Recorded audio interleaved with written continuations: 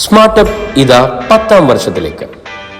10ാം വർഷത്തിലേക്ക് കടക്കുമ്പോൾ ഞങ്ങൾ 3 പുതിയ ബ്രാഞ്ചുകളാണ് കൊച്ചിക്കാർക്കായി അവതരിപ്പിക്കുന്നത്.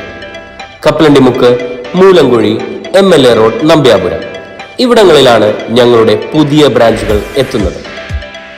5 മുതൽ +2 വരെയുള്ള എല്ലാ ക്ലാസുകളിലേക്കും ഏപ്രിൽ 3 മുതൽ അധ്യയന വർഷം ആരംഭിക്കുന്നതാണ്.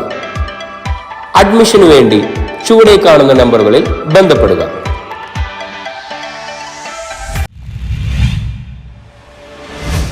നല്ല പ്രതീക്ഷയുണ്ടെന്ന LDF സ്ഥാനാർത്ഥി KJ ഷെയ്ൻ ടീച്ചർ.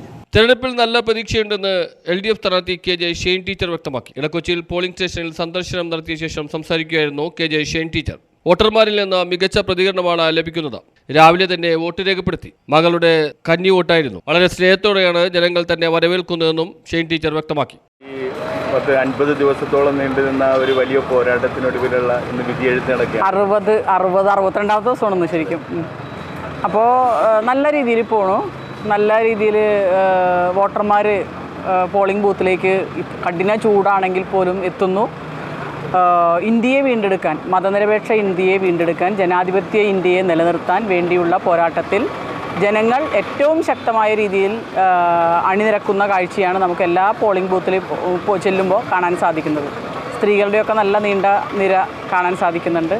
എനിക്ക് തോന്നുന്നു ഉച്ചയ്ക്ക് ശേഷം വീണ്ടും അതിൻ്റെ നീളവും വണ്ണവും ഒക്കെ വർദ്ധിക്കും. ജനങ്ങൾ കൃത്യമായി അവരുടെ പൗരാവകാശം രേഖപ്പെടുത്തും എന്നാണ്. ടീച്ചർ രാവിലെ വോട്ട് ചെയ്തായിരുന്നു?